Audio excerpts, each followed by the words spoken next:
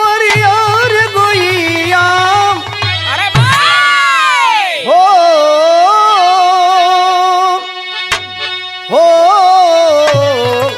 भोले बाबा जोगिया हो मोरे राम।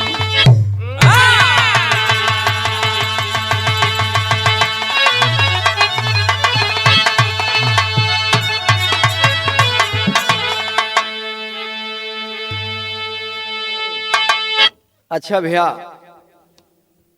हम गायक कलाकार अशोक सिंह यादव लाल टोपी बाबा आप लोगों के बीच में एक ऐसा दर्दनाक बिरहा प्रस्तुत करे जात बाने वाह जौने के सुनले के बाद ओहो आप लोगों का करेजा एक बार बहुत गमगीन हो जाई। हाय हाय हाय बाबू हमारे बड़े भैया अजय यादव की देख रेख में यह बिरहा आप लोगों के बीच में जात बा। क्या कहना है मास्टर?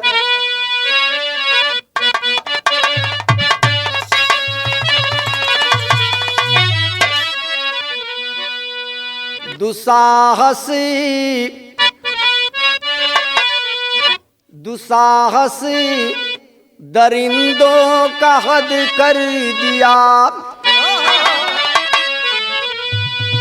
रक्त रंजिश धरा क्रूर सैलाब में,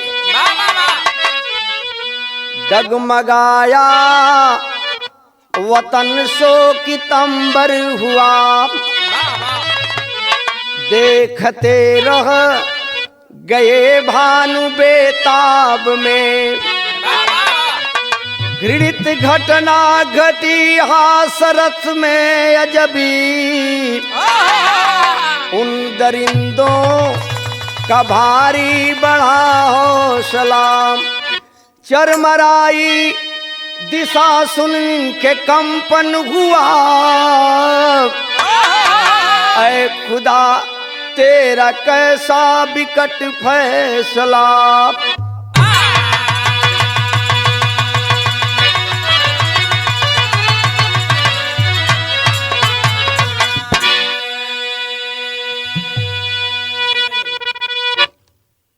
आजकल भैया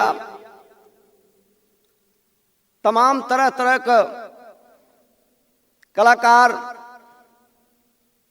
गीत प्रस्तुत करत हो। एक ठे भाव मिलल मास्टर भैया,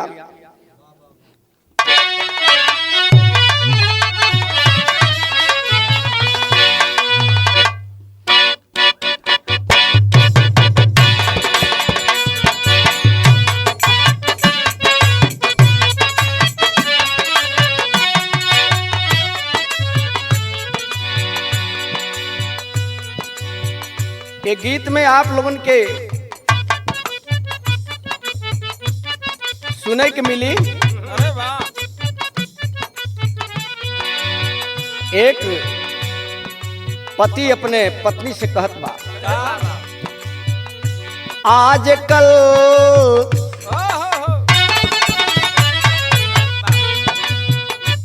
आजकल बदमाश हो गई हो,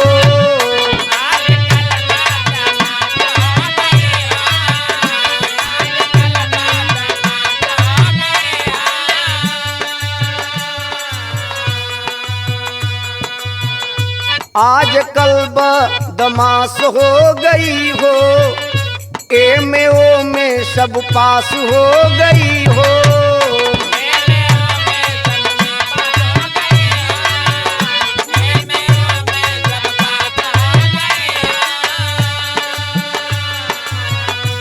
अरे आइए न झूमर लीजिए, अरे आइए न झूमर लीजिए, मेरे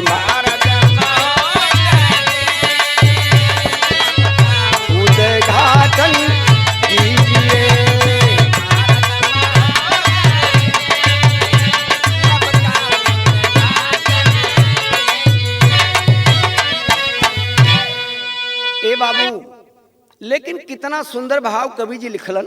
बाबा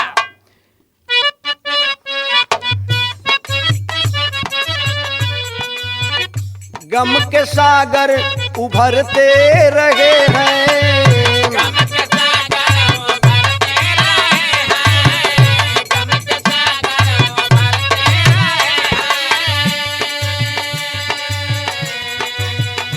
जुल्म दिल में संवरते रहे हैं, जुल्म दिल में संवरते रहे हैं, जुल्म दिल में संवरते रहे हैं।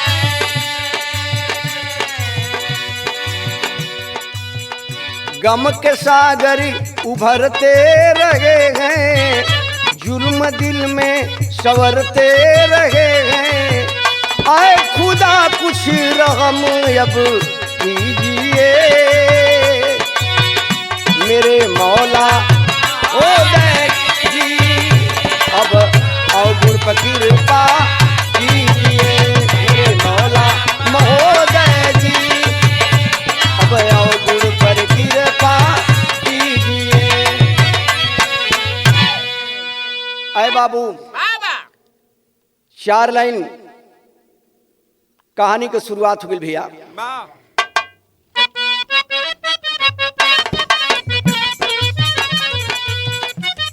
जिला में हाथरस की करुण ये कहानी है,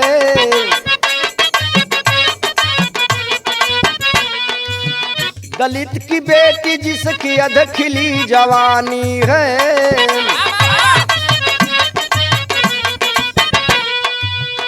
चारा काटने सिवान में वह आई है,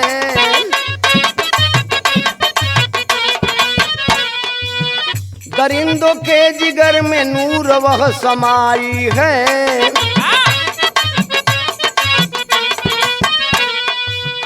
मौका देख चारों वक्त पे सवार हुए,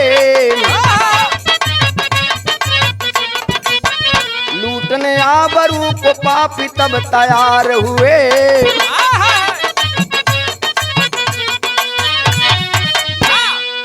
ऐ बाबू, कहानी पतन से आप लोग गौर करा। वाह जिला हाथरस की एक कहानी है बाबू, ओहो जिसमें बहुत ही हृदय विदारक घटना घटती है। वाह दलित की बेटी जिसका नाम बताया गया मनीषा वाल्मीकि, वाह माँ बाप का सपना था कि मैं अपनी बेटी को पढ़ाऊंगा लिखाऊंगा और बहुत अच्छे घर में अपनी बिटिया की शादी करूंगा। लेकिन बाबू समय का खेल देखें, बारे मालिक, ये दुनिया के बनावे वाला आपो गजब गजब का तमाशा करेला कि सुनले के बाद देखले के बाद बाबू कि हृदय बिहर जाला हो। लेकिन वो बिटिया के साथ कुछ गांव के दरिंदा कितना बड़ा अत्याचार करत हुआ। बाबू एक ठे गीत लगल भैया,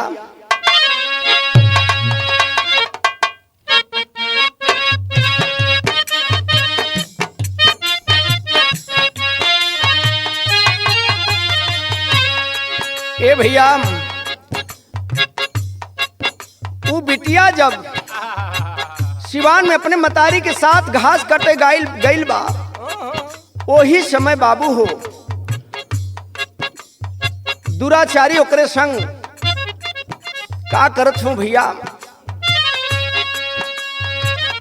वो दृश्य के वो समय के देख के वो बहनिया हाथ जोड़ के कहत बा, कैसे कहले बे भैया, एक गीत लगल, अरे काली की ये बंदरी, काली की ये बंदर कूद जा जमुनावा में,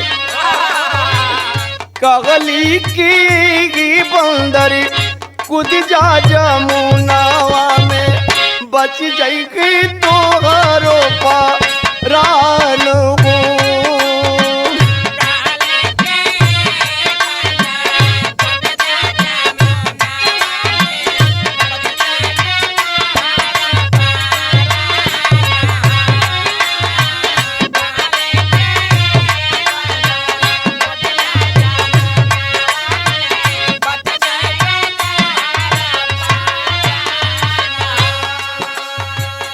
बाबू यौने समय वह अत्याचारी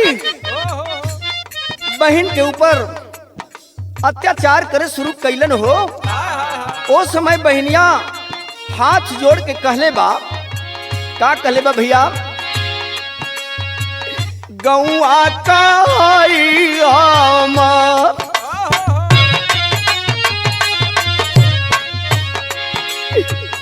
गौआ का तोहरी बहिनी गौआ का तोहरी बहिनिया हो लूटा दिल जातिया हो मार हो।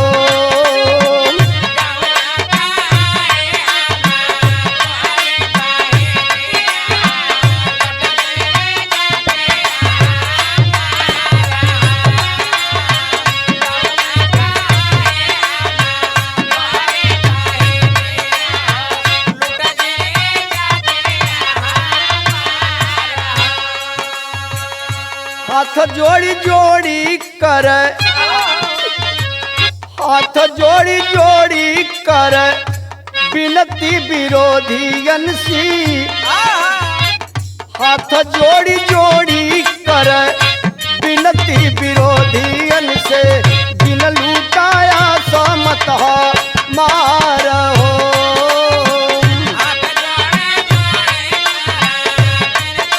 विरोधियन से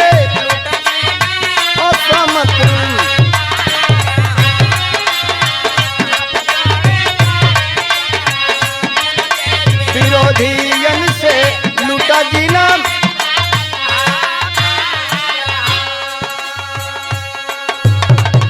ए बाबू वो बिटिया के साथ जब यह गद्दार कुकर्म पर उतर आए, वो समय वो बिटिया हाथ जोड़ के विनती करत थी कि भैया ऐसा अत्याचार काहे करत वालू भैया। ए बाबू हाथ जोड़ के विनती करत बा, लेकिन वह पापी गद्दार मानते नहीं है बाबू।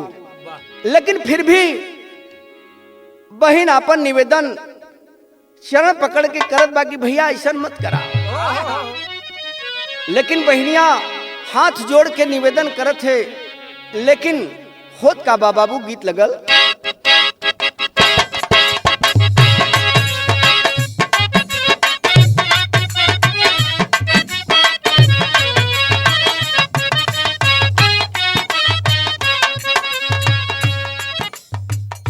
मतारी का होले गीत में आप लोगन के सुने के मिली।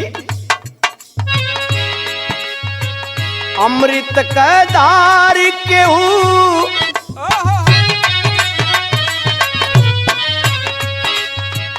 अमृत कदार केहू केतनो पियाई एगो माई बिना दार केहू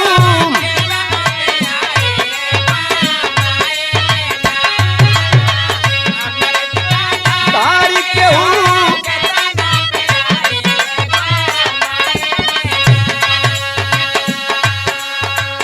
कैसे के करे जावाजू उड़ाई ये बाबू एगो माई बिना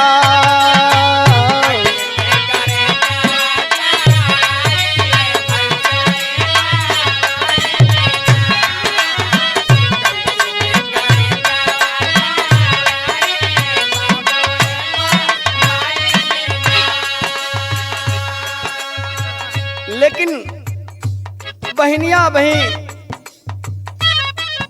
मनावत है, लेकिन बारे भाई, बारे आज के समाज के लोग केकरे पे भरोसा करी बाबू। बारे हमारे देश के जवान क्या यही उम्मीद आशा लेकर के इस संसार के, इस दुनिया के लोग बैठे हैं? क्या तेरी यही कहानी है? अरे कुछ तो सोच, गौर करेंगे। बहनियां बड़ी विषम परिस्थिति में बा, हाथ जोड़ के कहले बा,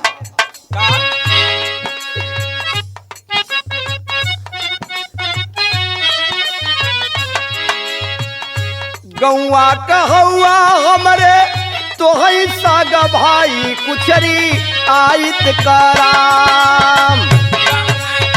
हौआ हमरे तो है सागा भाई कुचरी,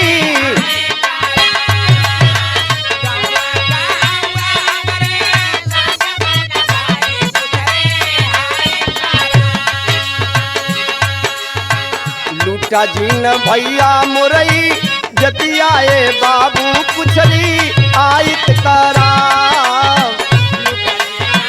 हमारी भैया कुचरी,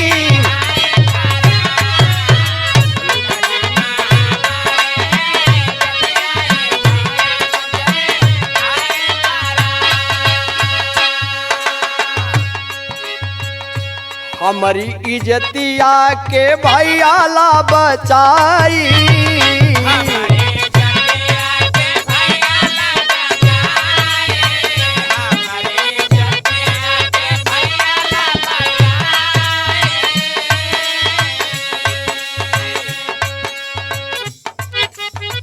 हमारी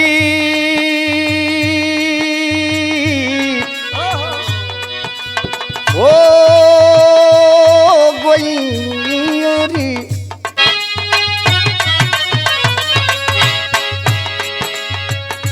हमारी इज्जतिया के भैया बचावा।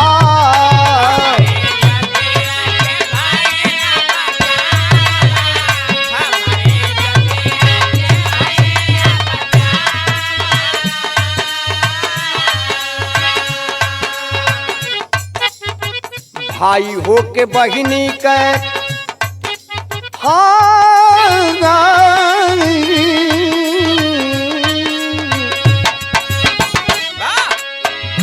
भाई हो के बहिनी कहना पर्दा हटावा।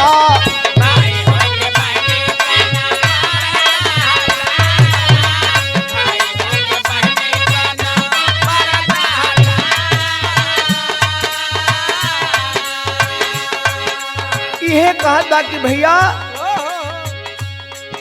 अरे आप हमारे गांव के सग भाई न हुआ, ऐसा मत करा भैया। अरे एक बहिनी का मर्यादा बचाला, के मर्यादा के पर्दा के मत उघारा। लेकिन बाबू हो, बहन गिड़गिड़ा रही लेकिन माने नाही पापी देहल पर्दा उठाई कुचरी आयत कराम। नाही पापी देहल पर्दा उठाई,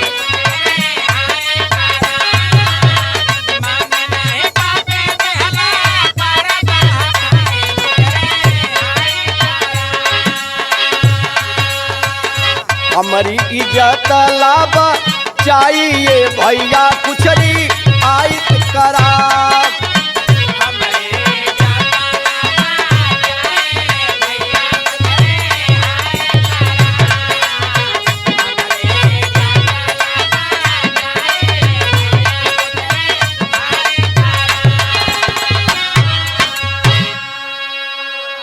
बाबू बहन गिड़गिड़ा रही है, रो रही है कि भैया हमरे असमत को मत लूटिए, यह तो हमरे एक जिंदगी का आधार बा।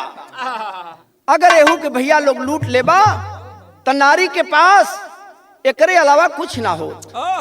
यह तो हमार एगो थाती बा, यही के लेके हम अपन जीवन बिता ले।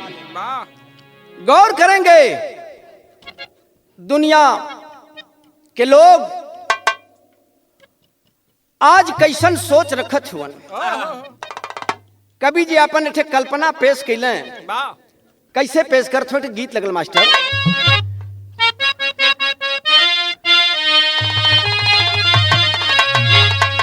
अरे मोरे बिरनाऊ,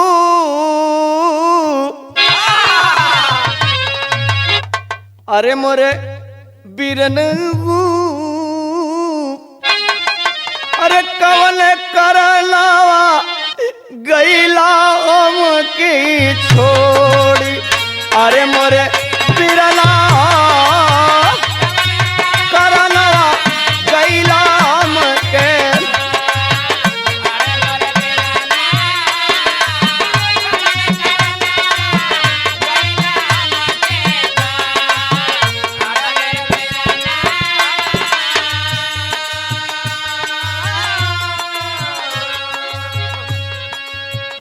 अरे मोरे बहिनी हो, अरे मोरे बहिनी हो, कैसे इज्जतिया लुटल दुष्ट तोहार। अरे मोरे बहिनी हो, लुटल दुष्ट।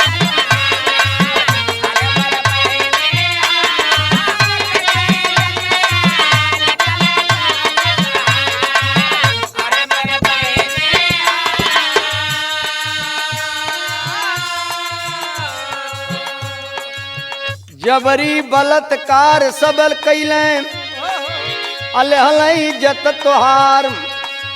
और बिलखत तड़पत तू रह गईलू, और कोई ना किया उपकार की। अरे मोरे बहिनी वो,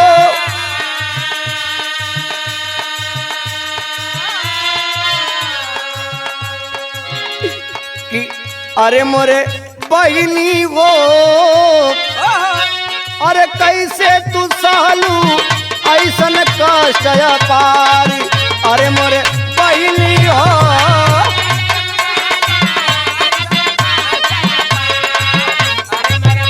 बहिनी हो,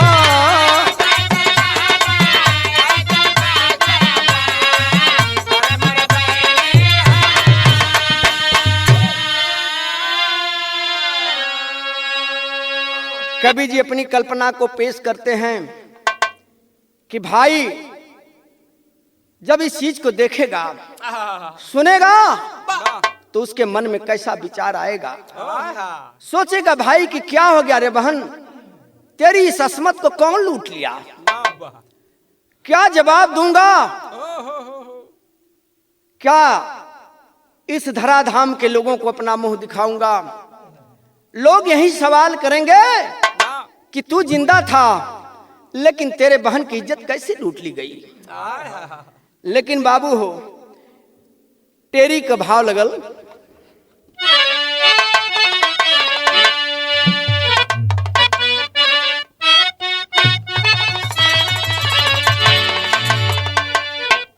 अरे राम दिखाया क्या खुदा ने करिश्मा। अरे दिखाया क्या खुदा ने हो, दिखाया क्या खुदा ने करिश्मा। अवनी फाट गई अंबर का दिल दहलाया। अवनी फाट गई अंबर का दिल दहलाया, दिखाया क्या खुदा ने करिश्मा। अरे बाबू, अब ही बहन के पापी अत्याचारी सब कुछ कहने के बाद भी वही दुराचार कर रहे हैं, वही व्यवहार कर रहे हैं। अब बहनिया जेकरे पे बाबू जब बीतेला, उहे वो कर हाल जाने ला। बहन बही रोवत है, बिलखत है, हाथ जोड़ के बहनिया अब ही अपने रहमत का भीख मांगत है, अपने मर्यादा का भीख मांगत है कि भैया हो, कम से कम विचार लोग करा, का हम आप लोगों के बिगड़ले ही भैया, काहे ऐसा करत हुआ। लेकिन भैया अब विदेशिया के लाइन में आप लोगों के मिली, वो पापी अत्याचारी करत का हुआ।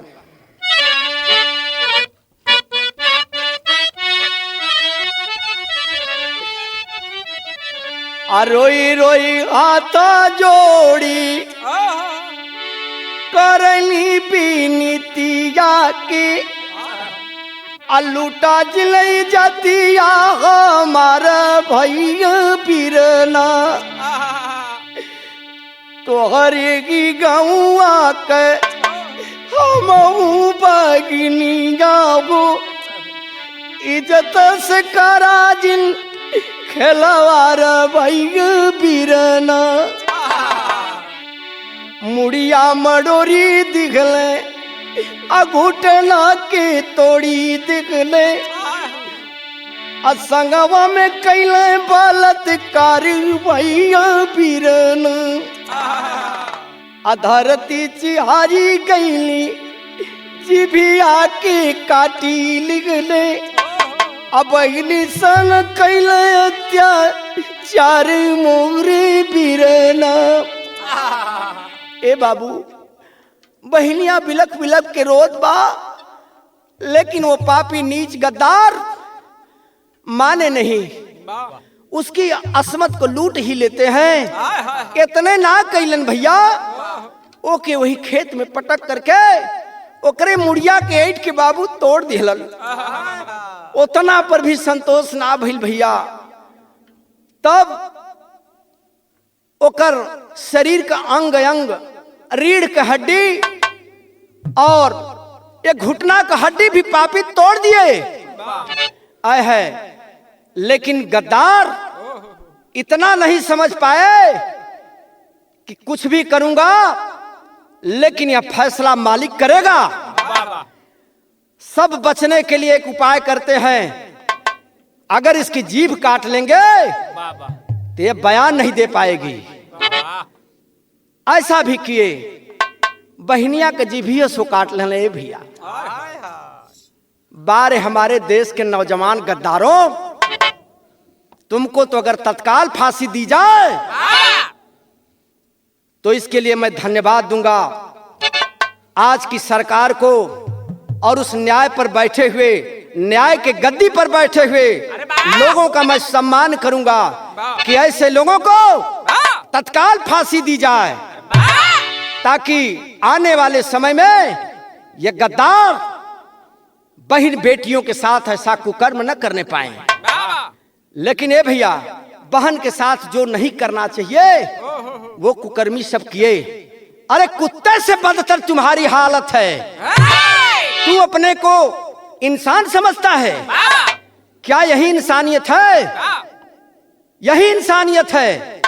अरे मानव हो, इंसान हो, बुद्धिजीवी हो, जरा विचार करो, क्या मालिक तुम्हें इसीलिए भेजा है? किसी की मर्यादा बचा नहीं सकते तो क्या तुम किसी की मर्यादा लेने के लिए आए हो? अरे गद्दारों सोचो, आज के नौजवान सोचो, क्या इस दुनिया की हालत होगी जब तेरे जैसे हमारे जैसे भाई किसी अबला बहन की मर्यादा को लूटेंगे, किसी बहन बेटी की आबरू को लूटेंगे, तो इस देश की, इस दुनिया की हालत क्या होगी? लेकिन बा भैया, पहपट का लाइन लगल बाबू।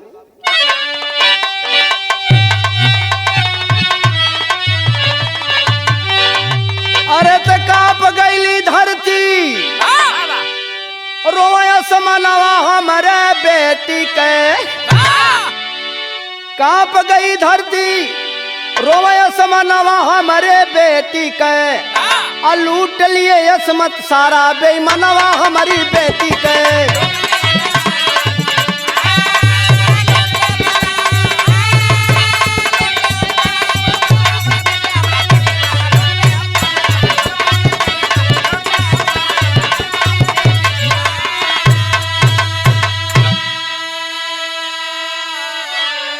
अरे पोल मिला जग गई प्रशासन, तुरंत उठा ले आई हो।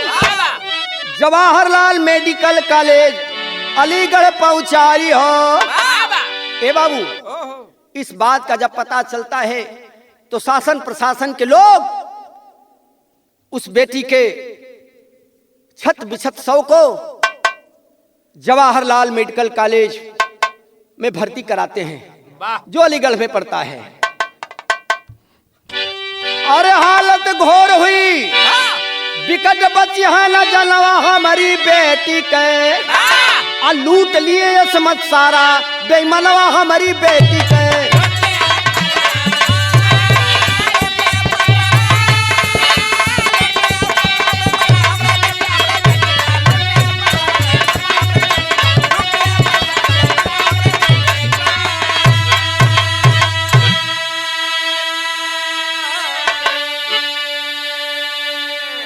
भैया उमतारी जब वो हाल के देखत बा बिटिया के, ओ समय मतारी बिलक के इहे कहत बा कि बारे प्रशासन शासन के लोग हमरे बिटिया के आज दुर्गति हो गई, लेकिन कवन मदद आप लोग हमार करत हुआ।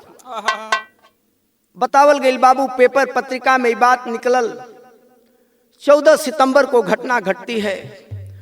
16 दिन तक वह बेटी अस्पताल में अपनी जिंदगी और मौत से जूझती रह गई। माँ बेहाल है, यही सोच रही है कि हमारी बेटी की जिंदगी बचेगी भी कि नहीं बचेगी। यही सोच के माँ अपने कलेजा के मनावत है कि हे भगवान, कैसो हमरे बिटिया का जीवन बच जात।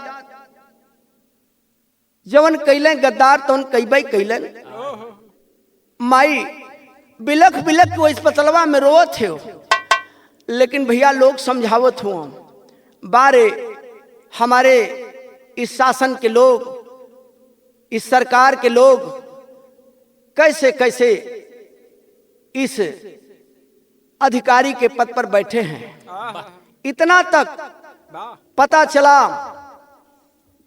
16 दिन तक बेटी अस्पताल में जंग जीवन से लड़ती रही, लेकिन ठीक 29 तारीख को दिन मंगलवार था, 5:30 बजे के समय वो बिटिया ये दुनिया के छोड़ के चली गई। जब बिटिया ये दुनिया के छोड़ के चल गई बाबू हो, लेकिन इस शासन के लोग इस बात को मानने के लिए नहीं तैयार थे कि उसके साथ ऐसा अत्याचार हुआ है। बिटिया का लाश भी लोग अंतिम संस्कार करे बदे नहीं देथु। वो बेटी के स्वयं लोग अंतिम संस्कार करने के लिए 100 को जला भी दिए। क्या यही हमारे देश के राज रियासत की यही हाल है? हमारी बेटी की आबरू भी जा रही है, हमारी बेटी मारी भी जा रही है, लेकिन राजा और शासन के लोगों का क्या यही कर्तव्य है? यही होना चाहिए? यह मतारी सोच सोच के बिलखत बा और ओ मालिक से फरियाद करत बा।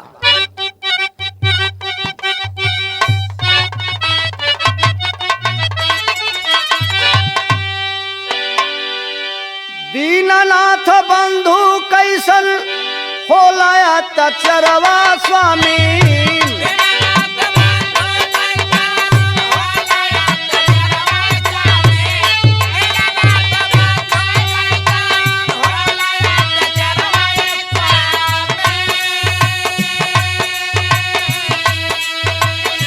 सत्ता तोहार नाही जग में देखाया,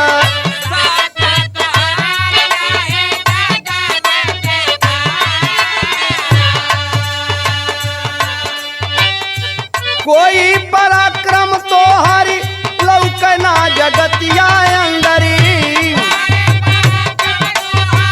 लौकना जगतिया अंदरी।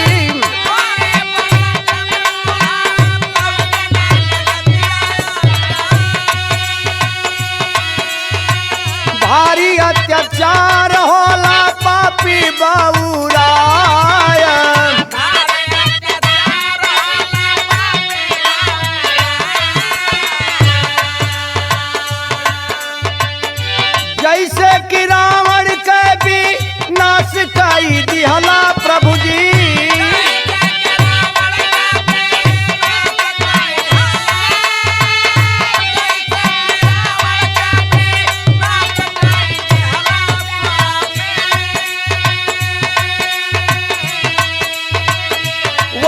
धरा पर जइबाए का बेरा आए।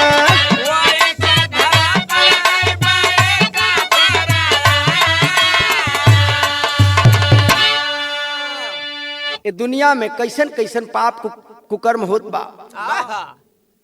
का आपो मालिक आंख बंद कर लेला। इहे मतारी वो भगवान को लहना देत बा कि सब कुछ आपके सामने, आपके धरती पर धरती धरा धाम पर होत हो, लेकिन का मालिक आपो आंख बंद कर ले हुआ। अरे सुनीला कि रावण का जब अत्याचार बढ़ल तो वो समय आप राम का अवतार लेके वो पापी रावण का अंत कैला। अरे भगवान कम से कम ये दुनिया के लोग पाप पर उतारू हो गए बाड़न, चिन्हत ना हो कि केकर बहन बा केकर बिटिया बा। तो कम से कम भगवान आप अपने नजर के खोल के देखा कि आपके धरती पर कितना बड़ा पाप होत बा। इमतरिया भगवान सुलहना देत बा बाबू कि भगवान एक बार कम से कम धराधाम पर आके ये पापी अत्याचारी दुराचारिन को आप अंत ना करबा। ते ही तरह आज हमारे बिटिया के संगे होत हो, कल दूसरे भी बिटिया के संगे होई, दूसरे बहन बेटी के साथ भी यह करी है। कम से कम आप एक फैसला आए के कह देता भगवान। ये है मतारी उल्हना भगवान से देत हो। लेकिन आखिरी बात आप लोगों की मिली, ए लोगन का कथा आप लोग सुना जे घड़ी ये शासन सत्ता के चलावत हो ओकर हाल सुना।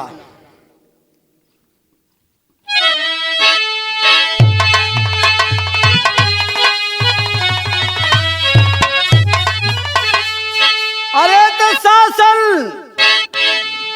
मुंह को हो देखला तमाशा जनवी, अघायल खोजला सहारा लेके आशा जनवी।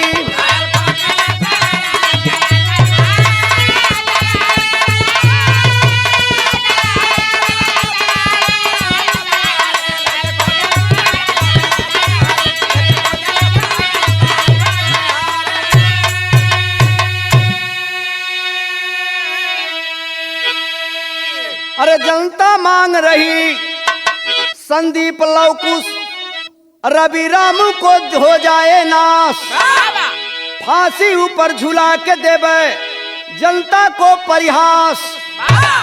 जनता क्रोध में पागल देख तमाशा जनवी,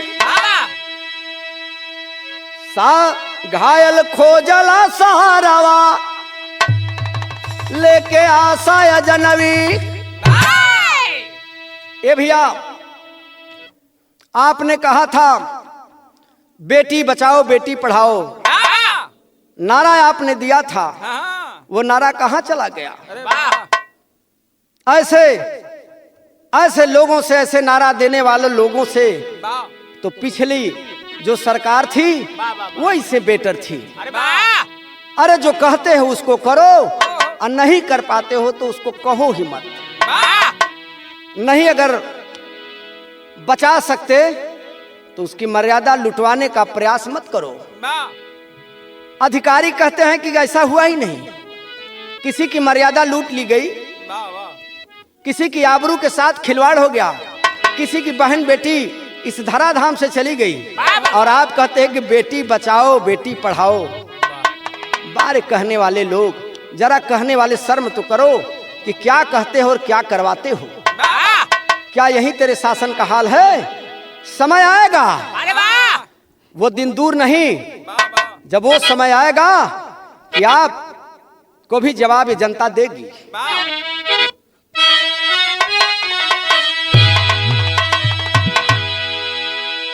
परिजन को न दिए दिलासा, शासन ने बहकाया डीएम प्रवीण कुमार लक्ष्यकार, झूठा का किए दिखावा, ऐसन शासन कैलस दलितन के साथ तमाशा जनवी। अघायल खोजला सहारा लेके आशा अजनबी। ए बाबू, इतना तक पेपर के माध्यम से, टीवी के माध्यम से देखने को मिला को जो हाथरस जिले का जो डीएम था, जिसका नाम प्रवीण कुमार लक्षकार बताया गया, वो इस बात को मानने के लिए नहीं तैयार था कि इस लड़की के साथ दुराचार हुआ है। झूठा आश्वासन देता गया परिवार के लोगों को कि हम सब आपके साथ हैं, आपके साथ अन्याय नहीं होगा। लेकिन भुलावा दे करके उस बिटिया के 100 के साथ भी अन्याय किया लोगों ने। इतनी बात जब सुनते हैं, अरे भलक मिली अखिलेश तुरंत बूलगढ़ी में आए, सांत्वना दे परिवार के सब ही मुखिया को समझाए। चिंता करो न हम है देंगे ना दिलासा अजनबी। सोच है दुनिया के लोगवा अभिलाषा अजनबी। जब खबर को सुनते हैं समाजवादी पार्टी के और हमारे पूर्व मुख्यमंत्री अखिलेश यादव जी को यह जब सूचना मिलती है तो तुरंत उन्होंने फैसला किया कि हम उस बिटिया को न्याय दिलाने जरूर चलेंगे। बताया गया जिस गांव की लड़की थी उस गांव का नाम था बूलगढ़ी। उस गांव में अखिलेश यादव जी पहुंचते हैं और पहुंच करके उस परिवार को सांत्वना देते हैं कि समय का इंतजार करिए, मैं आपके साथ हूं, आपके साथ अन्याय नहीं होने दूंगा, मैं न्याय अवश्य दिलाऊंगा। आखिरी बात, गुरु बिहारी गुरु रमन अद्भुत है करुण कहानी।